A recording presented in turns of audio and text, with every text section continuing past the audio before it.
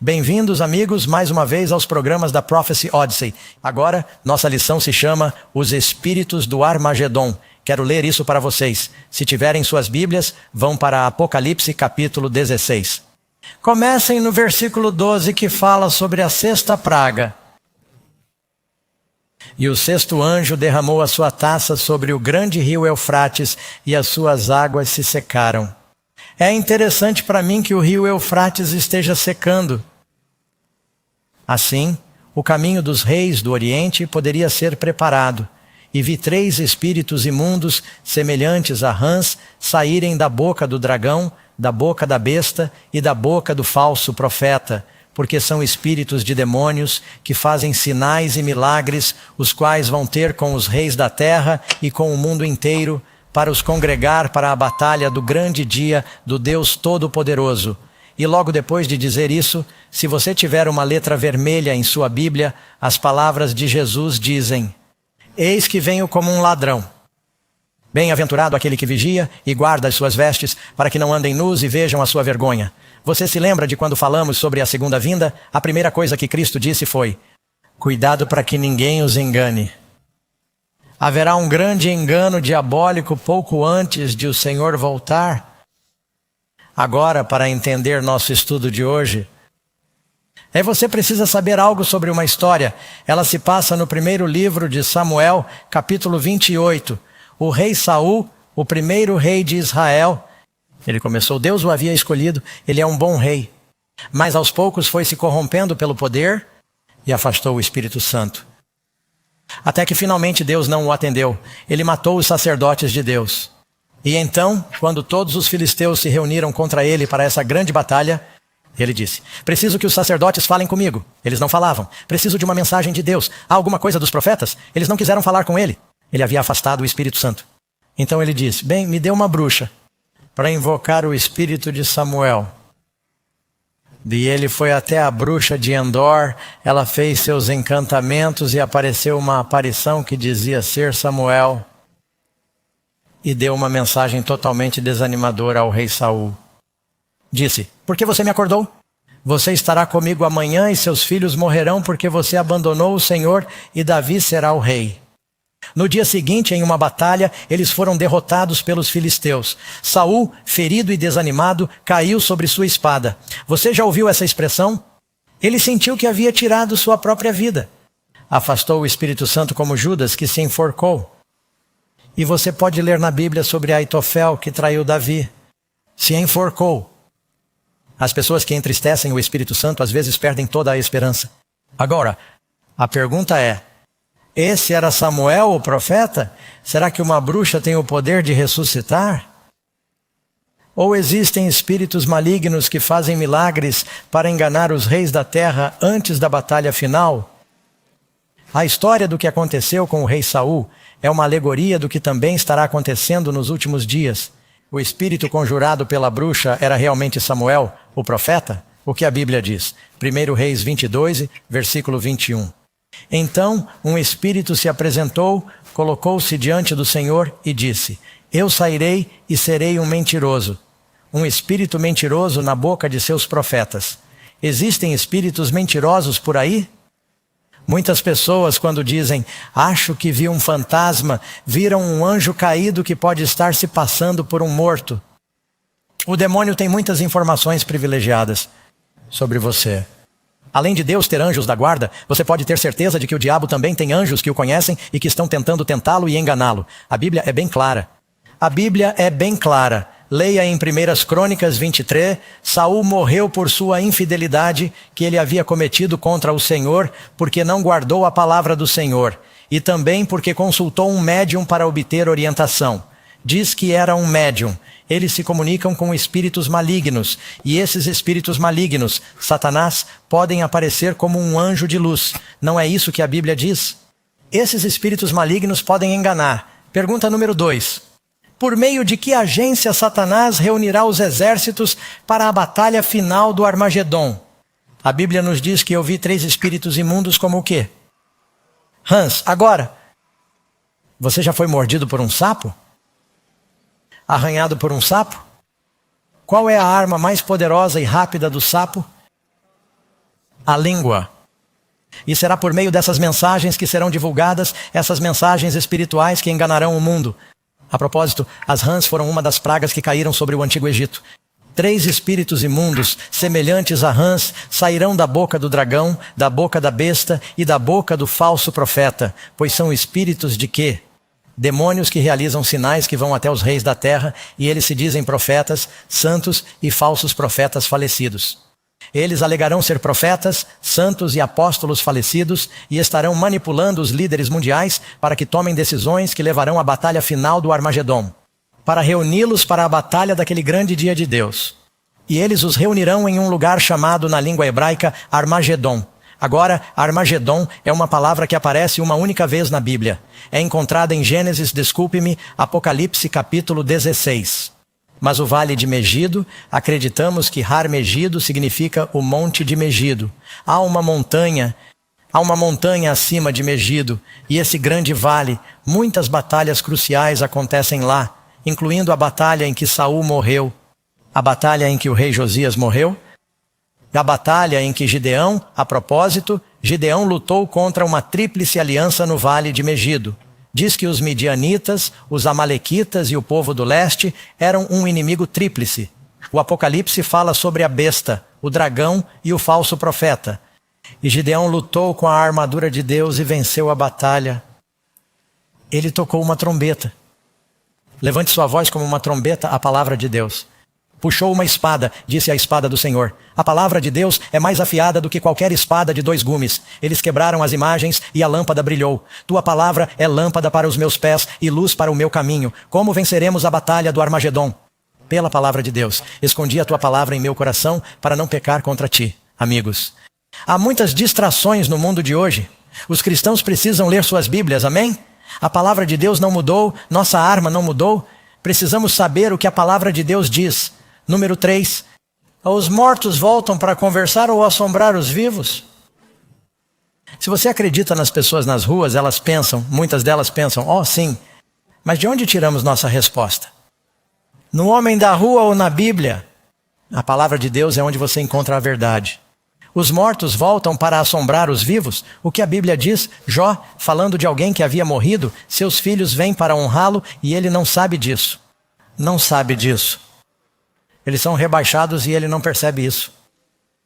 Não se deixe enganar porque o diabo pode criar ilusões. Agora alguém vai dizer, Pastor Doug, meus entes queridos que já se foram, eu sinto a presença deles e isso é muito forte. Isso é normal. Sabe, se você estiver casado com alguém por 50 anos e essa pessoa morrer, e você se vê sentindo a presença dela, sua mente estará absolutamente saturada de lembranças dessa pessoa e será normal pensar nela. Bem, você sente a presença dele porque seu cérebro está cheio da pessoa. Mas o que diz a Bíblia? A Bíblia diz que eles estão dormindo. A Eclesiastes 9, versículo 5. Será que acreditamos no homem mais sábio que já existiu, Salomão? Pois os vivos sabem que morrerão, mas os mortos, o que sabem eles? Não, nada. Eles não têm mais uma recompensa pelo significado desta vida. Eles não têm mais recompensa porque a memória deles é esquecida. Além disso, seu amor, seu ódio. Se você tem alguém que o odiava e essa pessoa morreu, não precisa se preocupar com a possibilidade de ela o assombrar. Seu amor, seu ódio, sua inveja já pereceram. E você sabe, é muito libertador quando você percebe que os mortos estão mortos e não vão incomodá-lo. Não me preocupo com espíritos malignos. Eu tenho Cristo, maior é aquele que está em você do que ele. Algumas pessoas vivem com medo absoluto do demônio, dos anjos caídos e dos fantasmas, e isso é horrível. O que acontece quando uma pessoa morre? Ela está dormindo, um sono sem sonhos. Você pode ler em Eclesiastes 9, versículo 10. Nunca mais participarão de nada do que se faz debaixo do sol, pois não há mais trabalho, nem engenho, nem o quê? Conhecimento ou sabedoria na sepultura para onde vocês vão. Salmo 1.46. Não confieis nos príncipes, nem no filho do homem, em quem não há auxílio. Sai-lhe o fôlego, e naquele mesmo dia perecem os seus pensamentos. Eu poderia passar por 50 escrituras agora mesmo, mas não há tempo. Salmo 6, versículo 5. Na morte não há lembrança de ti. Os mortos não louvam ao Senhor. Salmo 1,15, versículo 17. Nunca mais voltará à sua casa. Agora, amigos, sei que alguns de vocês estão pensando, o corpo não diz, a Bíblia não diz. Em 2 Coríntios, capítulo 5, estar ausente do corpo é estar presente com o Senhor. Isso é verdade. Quando um crente morre, seu próximo pensamento consciente é a ressurreição e a presença do Senhor. Mas 1000 anos podem ter se passado, eles ainda não chegaram lá. Para eles é assim, em um momento, em um piscar de olhos. Mas a Bíblia é bem clara, a ressurreição é passada ou futura. Leia o capítulo 6 de João, ele diz várias vezes, a ressurreição, o último dia, a ressurreição, o último dia é no futuro. É quando receberemos nossas recompensas. Você pode dizer amém? Número 4. De acordo com o livro de Apocalipse, quem tem as chaves da morte? Apocalipse 1,18. Eu sou aquele que... E estive morto, e eis que estou vivo para todo o sempre. Amém. E eu tenho as chaves do Hades. Isso significa a sepultura e a morte. O último inimigo a ser lançado no lago de fogo é a sepultura e a morte. Não haverá mais morte. Mas os mortos não estão assombrando. Eles estão dormindo. E a razão pela qual enfatizamos isso em um seminário de profecia é porque o diabo e seus demônios usarão esse mal entendido para manipular o mundo nos últimos dias. Com a grande obra-prima do engano. Porque eles não sabem que os mortos estão mortos. E muitas pessoas tentam se comunicar com os mortos. Você sabia que a Bíblia proíbe isso de forma muito explícita? Número 5. Se você quiser saber algo sobre o que acontece quando morremos em vida, veja como Deus nos criou no início. Pergunta número 5. Como Deus fez o homem no princípio? Diz o seguinte: e o Senhor Deus formou o homem o quê? Do pó da terra e soprou em suas narinas o fôlego da vida. Essa palavra vida, esse sopro, é roach em hebraico. O sopro da vida e o homem se tornou um ser vivo. Assim, você obtém os elementos da terra. Deus o coloca na posição certa. Ele inspira o homem com esse poder, essa energia, esse sopro de vida. E eles se tornaram um ser vivo. Eles são conscientes, estão alertas, estão pensando. Adão era diferente da maioria dos bebês nascidos naquele Adão, quando ele foi criado. Ele veio. A fábrica pré-instalado com a capacidade de andar, falar e pensar, certo? Ele tinha uma certa quantidade de conhecimento com o qual foi criado. Ele não foi feito um bebê, foi feito um homem adulto. E foi feito à imagem de Deus. E quando uma pessoa morre, você tem a criação. Ao contrário. O que acontece na morte? Pergunta número 6. Então o pó voltará à terra como era e o espírito. Essa é a mesma palavra que respiração. É a palavra roach, barata. E o fôlego voltará a Deus que o deu. A propósito, Eclesiastes disse, não apenas o fôlego das pessoas, não apenas o fôlego dos salvos, o fôlego dos perdidos, o fôlego dos animais, o fôlego da vida, de todas as criaturas, retorna a Deus. Isso não quer dizer que a palavra espírito seja um pequeno fantasma consciente que sai voando de uma pessoa quando ela morre e sai vagando por aí procurando um lugar até a ressurreição. Ela significa simplesmente o poder da vida. Neste momento, este edifício, este estúdio, está iluminado com todas essas luzes, aparelhos e dispositivos. Por meio da energia elétrica.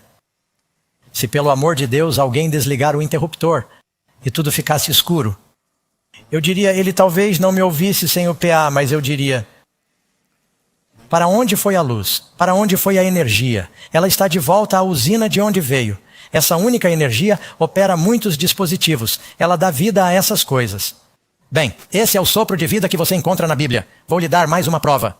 Jó diz o tempo todo que Deus está comigo e o fôlego, o espírito da vida está em minhas narinas. O espírito é a mesma palavra. Você tem um fantasma em seu nariz? Esperamos que não. É o próprio fato de ele dizer que o espírito de Deus está em minhas narinas. Ele está dizendo o sopro de Deus. Em hebraico a palavra é roach, barata. Em grego é a palavra pneuma. Quando alguém tem dificuldade para respirar, isso é chamado de pneumonia. E vocês, se já usaram essas ferramentas pneumáticas, elas são chamadas de pneumáticas. É porque se trata de vento. Pneuma vem dessa palavra grega. E muitas vezes, na Bíblia, quando se usa a palavra espírito, as pessoas pensam que está se referindo a um fantasma, mas está se referindo ao sopro da vida, que o vento. A Bíblia ensina que o espírito que retorna a Deus é simplesmente o fôlego de vida que Deus soprou no homem no início. Você pode dar uma olhada em Tiago 2:26, Jó 2:7, versículo 3 e outros. Se lhes tirarmos o fôlego, eles morrem e voltam ao pó. Você envia seu espírito, seu fôlego, e eles são criados. É disso que se trata, número 7. Para onde vão os mortos quando morrem? Nós não vamos para algum lugar? Vamos. Você sabe para onde eles vão? Você provavelmente já viu isso antes. Eles vão para as lápides. Eles vão para o cemitério, diz, ainda assim o túmulo será levado. Desculpe, ainda assim ele será levado para o quê? O túmulo e uma vigília sobre o túmulo. Ouça as palavras de Jesus em João capítulo 5, 28 e 29. Todos os que estão onde? Em seus túmulos ouvirão sua voz. Onde eles estão agora? Onde Jesus disse que eles estão? Ele disse que estão no seio de Abraão, ele disse que estão no limbo, ele disse que estão no purgatório. Quando ele voltar, ele disse, quando eu vier, todos os que estiverem em seus túmulos ouvirão sua voz. É quando eles ouvem sua voz, ele diz, saia. Agora, quanto tempo isso dura para eles? Instantâneo? Estar ausente do corpo. Sem consciência do tempo. Presentes com o Senhor. Mas a Bíblia diz que o Senhor desce do céu e então os mortos em Cristo ressuscitam, amém? E somos arrebatados para encontrá-lo nos ares. Agora, o que dizer das pessoas que dizem, bem, eu tive uma experiência de quase morte. Morri na mesa de cirurgia, meu coração parou. E de repente comecei a pairar sobre meu corpo e pude ver os médicos trabalhando em mim. Ouvi a voz deles e pude ver o que estava acontecendo. As pessoas dirão, passei por um canal e de repente houve uma luz rosa e depois uma luz azul e a voz dele disse, na luz rosa você será uma menina na reencarnação, na luz azul você será um menino na reencarnação. E as pessoas têm essas experiências de quase morte e todas elas variam. E você sabe o que acontece quando você morre? Quero dizer, quando seu coração para de bater? Seu cérebro é privado de oxigênio. Você tem muito carbono. É dióxido de carbono? Eu misturo monóxido e dióxido. Você tem muito do gás errado no cérebro e isso causa alucinações. Eles fizeram isso e induziram-no por meio de experimentos. A outra coisa que descobriram é que se você estiver na Índia, quando os hindus morrem e são revividos, eles têm uma experiência de quase morte. Eles veem Krishna. E quando os budistas morrem, eles dizem, vimos Buda. E quando um muçulmano morre, eles dizem, Muhammad falou comigo. Então você vai obter sua teologia a partir da experiência de quase morte de alguém que foi atropelado por um carro e está sendo ressuscitado? Não, são todas diferentes. Ou será que obtemos nossa teologia a partir do que a Bíblia diz? Agora, para ser justo, Deus pode dar uma experiência a uma pessoa quando ela tem uma experiência de quase morte para tentar chamar sua atenção? Deus pode lhe dar uma visão do inferno para tentar despertá-la? Deus pode lhe dar uma visão do céu para tentar encorajá-la? Portanto, algumas pessoas podem ter tido experiências de quase morte, mas isso é entre elas e Jesus. Você não baseia sua teologia sobre a morte com base na visão de alguém. Você se baseia, especialmente se isso contradiz a palavra de Deus. Amém? E as pessoas dirão, bem, eu morri. Eu ouvi coisas que só eu saberia que os anjos me contaram. Bem, talvez o diabo tenha falado com elas. A Bíblia deixa claro que o rei Davi está salvo. Vocês sabem de quem estou falando? Há mais de uma pessoa na Bíblia chamada Jesus. Há mais de uma pessoa na Bíblia chamada Moisés. Há mais de um Saul na Bíblia. Mas você sabe, a Bíblia tem apenas uma pessoa chamada Davi. Seu nome é mencionado mais de 1000 vezes. Davi era o bom rei. Jesus é o filho de Davi. Davi matou Golias. E embora ele tenha pecado de forma grave com Batseba e matando Urias, ele se arrependeu de seu pecado. Ele foi perdoado. Deus disse, Davi é um homem segundo o meu coração, ele será salvo. Agora, se alguém vai para o céu, Davi foi perdoado, ele irá para o céu. Estamos de acordo? Então, o que diz a Bíblia? A Bíblia deixa claro que o rei Davi está salvo. Então, ele está no céu agora? Ouça o sermão de Pedro no Pentecostes. Isso aconteceu 40 dias após a ressurreição de Jesus. Jesus não precisa de 40 dias para levar alguém para o céu. Pedro disse, deixem-me falar livremente a vocês sobre o patriarca Davi, que ele está, o quê? Morto e enterrado, e seu túmulo há uma imagem dele. Você pode ver ainda hoje em Israel, está conosco até hoje. Leia no versículo 34, Atos capítulo 2, pois Davi não subiu aos céus. Agora, isso é o mais claro possível. Davi está morto, enterrado, não está no céu. Mas para Davi, a Bíblia diz que Davi morreu provavelmente de insuficiência cardíaca congestiva. Ele não conseguia se aquecer. Alguns de vocês se lembram de ter lido sobre isso quando ele se tornou um homem idoso. Ele tinha cerca de 70 anos de idade, viveu uma vida difícil, lutou muitas batalhas, nunca perdeu. Davi nunca perdeu uma batalha. Mas envelheceu e não conseguia se aquecer e finalmente disse que Davi dormiu com seu pai quando ele morreu. Agora já se passaram 3.000 anos desde a morte de Davi. Será que parece que foram 3.000 anos para Davi? A última coisa que Davi sabe é que ele morreu. E em um momento, em um piscar de olhos, ele acorda e recebe um corpo glorificado, jovem e poderoso. Ele pode cantar melhor do que nunca e ele sai de seu túmulo e Jesus está vindo e ele é arrebatado. Os mortos em Cristo ressuscitarão para encontrar o Senhor nos ares. Estar ausente do corpo é estar presente com o Senhor, mas isso ainda não aconteceu. Porque você e eu vivemos em algo chamado tempo. Nós vivemos em uma dimensão de tempo. Você percebe que Deus está fora do tempo? Deus pode. Deus pode ir para 1 milhão de anos no futuro imediatamente. Deus pode levar um profeta para o passado. Isso acontece na Bíblia. Ele leva seus profetas para frente e para trás no tempo. Deus não está limitado pelo tempo, mas nós estamos. Eles ainda não estão no céu. Portanto, quando alguém diz que é sua avó, seu avô ou a mãe Maria que veio lhe dar uma mensagem, a Bíblia diz que Maria é uma mulher santa, uma santa. Ela morreu provavelmente em Antioquia, ficou com o apóstolo João até envelhecer e morrer. Ela está dormindo junto com os outros santos em seu túmulo pacificamente, sem consciência do tempo. Mas o diabo vai usar esse mal entendido. As pessoas têm aparições de profetas, santos e Maria, e eles dão mensagens que podem contradizer a Bíblia. Em que você vai acreditar? Nos últimos dias? Eu espero que seja um assim, diz o Senhor. Número 9. Não é verdade que a alma é imortal, e que somente o corpo morre? Quantos de vocês já ouviram dizer, bem, você tem uma alma imortal para salvar? Já ouviram isso antes? As pessoas cantam músicas sobre a alma imortal, e os pregadores pregam sobre a alma imortal, e nós temos que salvar as pessoas, porque ou elas vão viver para sempre no céu, ou vão queimar para sempre no inferno, porque você é imortal. Não, a Bíblia diz que a imortalidade é um dom. A Bíblia diz em Ezequiel, no capítulo 4, que a alma que pecar fará o quê? Morrerá. O homem mortal pode. O que diz Jó? O homem é imortal ou mortal? Mortal significa que você morre. O homem mortal pode ser mais justo do que Deus? Na verdade, é uma declaração, está no livro de Jó. Acho que é uma declaração de Elifaz. E ouçam isso no Novo Testamento. Paulo está falando, 1 Timóteo 6, 15 e 16. Se isso não estiver claro, nada ficará claro. O Senhor, o Rei dos Reis e Senhor dos Senhores, o único que tem a imortalidade, amém? Bem, estou me adiantando. Pergunta número 10. Quando os justos receberão a imortalidade? Você pode ler aqui em 1 Coríntios capítulo 15.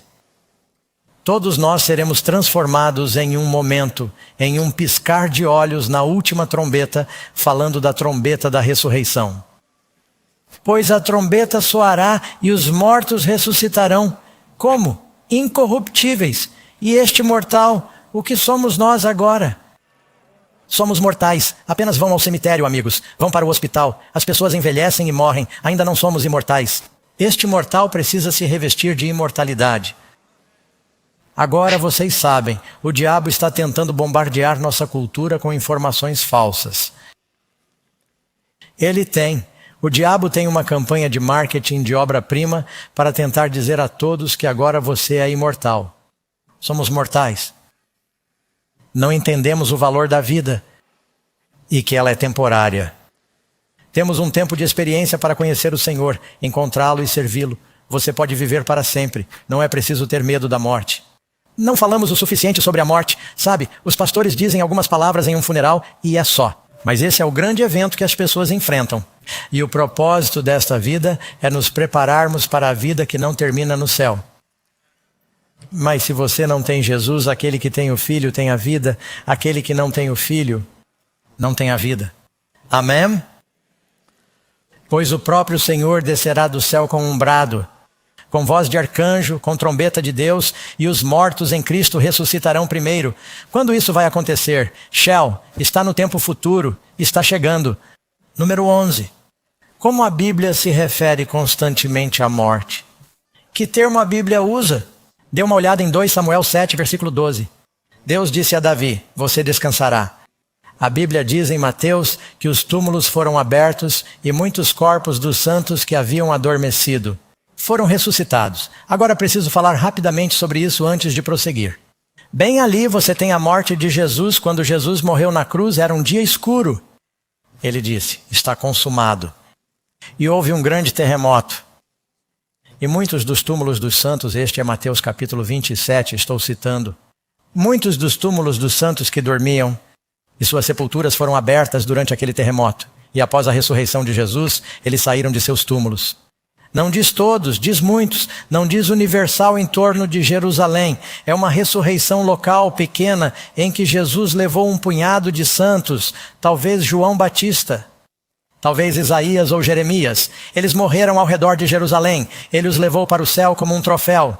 Mas é uma ressurreição local. Não é sequer mencionada por Marcos, João ou Lucas, apenas por Mateus. Um punhado de santos saiu de suas sepulturas, percorreu a cidade e testemunhou por Jesus aos outros que ele era o Messias. Quando Cristo ascendeu ao céu, no domingo de manhã, eles ascenderam com ele. Mas o que eles estavam fazendo antes disso? Dormindo. Não é isso que está escrito? Veja isso. Lázaro, João, capítulo 11. Você conhece a história? Um dos queridos amigos de Jesus, chamado Lázaro, ele está doente. E os discípulos disseram, temos uma mensagem, Jesus. Eles estão na Galileia, estão muitos quilômetros ao norte. E eles disseram, seu querido amigo Lázaro, Jesus costumava ficar na casa de Marta e Lázaro, irmão e irmã mais nova chamada Maria, em Betânia. E elas disseram, você deveria ir visitá-lo. E Jesus demora. Vários dias depois elas disseram, não vamos? Quero dizer, Jesus, você curou todo mundo. E quanto a Lázaro? E Jesus disse, Lázaro está dormindo. E eles disseram, bem, é bom que ele esteja dormindo, talvez ele melhore. E Jesus disse, não, Lázaro está morto. Ele chamou isso de morte. Ele disse, nosso amigo Lázaro está dormindo. Mas Jesus tinha algo especial planejado para Lázaro. Ele então foi da Galileia até Betânia. A essa altura, Lázaro já estava enterrado e morto havia 4 dias. E a decomposição já havia começado. A morte não é bonita. A Bíblia diz, cinzas às cinzas e pó ao pó. Então Jesus vai e diz, deixe-me ir ao sepulcro. E Jesus diz a Marta, e ele diz, seu irmão viverá novamente. Sabe o que Marta diz? Ela disse, Senhor, eu sei que ele viverá novamente na ressurreição no último dia. Jesus disse, não, eu tenho algo especial planejado para o seu irmão. Deixe-me ir ao túmulo. E todos vieram. Eles dizem, Jesus foi chorar no túmulo de Lázaro e ele está em uma caverna, algo parecido com o túmulo em que Jesus foi enterrado mais tarde. Há uma pedra cobrindo a boca dessa caverna. E Jesus está lá. E vários judeus e familiares se reuniram. E Jesus disse, rola a pedra. E Marta diz, Senhor, isso não é uma boa ideia. Ele está morto há 4 dias e o cheiro vai ficar muito ruim. Ele disse, eu não lhe disse se você confiaria em mim? Ela disse, faça o que ele diz. Então alguns homens fortes pegaram algumas alavancas e eles rolaram essa pedra enorme e eles provavelmente poderiam. Então Jesus fez uma oração simples e disse, Lázaro, vem para fora. E todos prenderam a respiração e de repente houve um som de agitação que veio de dentro do túmulo. E esse indivíduo saiu mancando, pois ainda estava amarrado como uma múmia. E Jesus disse, soltem-no, desembrulhe-o. A última coisa que Lázaro soube foi que estava com uma febre terrível e ficou inconsciente e acordou e de repente está todo embrulhado como uma múmia. E ele está cambaleando para a luz, apertando os olhos. E eles o desembrulharam e ele está vivo. Agora pensem nisso, amigos. Há cerca de 1 dúzia de ressurreições na Bíblia. Temos a filha de Jairo. Paulo ressuscita Eutico. Pedro ressuscita Dorcas. Jesus ressuscita a menina Tabita. Elias ressuscita um menino. Eliseu ressuscita o filho da sunamita. Se somarmos tudo, há cerca de 1 dúzia de ressurreições na Bíblia. Se alguém morreu por 4 dias hoje, essa pessoa está morta, foi enterrado, sabemos que está morto, foi declarado clinicamente morto, está se decompondo. E de repente, com testemunhas assistindo, ela ressuscita. Todas as agências de notícias do país enviariam seus repórteres, e eles enfiariam o microfone no rosto, e a primeira pergunta que fariam seria: o que você viu? Como foi? Onde você foi? O que Lázaro disse? Nada. Por quê? Porque Salomão disse: os vivos sabem que vão morrer, mas os mortos não sabem. Nada. Nenhuma pessoa que ressuscitou na Bíblia faz um único comentário sobre o que vivenciou na morte. Porque a morte é a ausência de toda a vida. Eles estão mortos até a ressurreição, quando Jesus vier, eles estão dormindo, e isso deve lhe dar paz. Porque, sejamos realistas, alguns de nós conhecem pessoas que morreram, e não temos certeza se elas vão sobreviver. Eu me consolo em saber que neste momento, elas estão dormindo. Não estão sentindo nenhuma dor, não estão sendo julgadas. Mas eles estão dormindo. Novamente, veja 1 Tessalonicenses 4, versículo do livro. Mesmo assim, Deus trará com ele aqueles que fazem o quê? Eles dormem em Jesus. Número 12. Por que Satanás quer que acreditemos que os espíritos dos mortos estão realmente vivos e podem se comunicar? Resposta: então a serpente disse à mulher: certamente não morrereis. Qual foi a primeira mentira que já foi contada? Quem estava inspirando a serpente? O demônio. Deus disse a Eva: você é mortal, se pecar você morrerá. Não coma da árvore proibida. O diabo disse: Deus está mentindo para você. Você é imortal, você não morrerá de verdade. Você viverá para sempre no céu, ou viverá para sempre no inferno, mas você é imortal, você não pode morrer. E sabe de uma coisa? A maior parte do mundo, inclusive muitos cristãos, acredita no diabo em vez de acreditar na Bíblia. Que triste! Porque o diabo vai usar isso nos últimos dias para enganar. Agora eu sei, quero dizer isso com compaixão. Sei que há pessoas que estão assistindo, estão ouvindo, e estão pensando: perdi minha avó, meu cônjuge, um filho, perdi todos em minha família pessoal, minha mãe, meu pai, meus avós, perderam um filho. E sei que a morte é dolorosa, ela é muito permanente, é muito dolorosa, portanto não quero ser insensível. E você pode ter sentido a presença deles. Talvez tenha pensado que eles o estavam guiando, pode ter pensado que eles estavam falando com você. E sabe, Deus pode ter usado anjos para guiá-lo e você entendeu errado. E às vezes pode ser o diabo guiando você, você não sabe. Mas é preciso ter muito cuidado ao pensar que está recebendo mensagens dos mortos, porque a Bíblia diz com toda a certeza que não devemos dar ouvidos a essas vozes diabólicas, porque surgirão falsos cristos e falsos profetas e mostrarão grandes sinais. Você sabe quais podem ser alguns desses sinais? Ressurreições falsas de personagens bíblicos com os quais eles estão se comunicando, que estarão dando mensagens. E você sabe, há pessoas por aí que nunca leem a Bíblia. Rapaz, se um fantasma falar com eles, eles acreditarão. Falsos cristos e falsos profetas se levantarão e mostrarão grandes sinais e maravilhas e enganarão, se possível, até os próprios eleitos. Quão convincentes serão os enganos do último dia? Tão convincentes que até os próprios eleitos, o povo de Deus, vão pensar: uau, isso é convincente. Mas não vamos nos basear no que estamos vendo, não vamos nos basear no que sentimos, não vamos nos basear no que é popular ou mesmo no que os líderes possam dizer, porque os reis da terra serão enganados. Vamos dizer: eis o que a palavra de Deus diz. Estou me apoiando na palavra de Deus. Há uma tempestade chegando, amigos. Jesus disse que uma tempestade está chegando. A tempestade vem para o sábio e a tempestade vem para o tolo. O sábio tem uma casa e o tolo tem uma casa.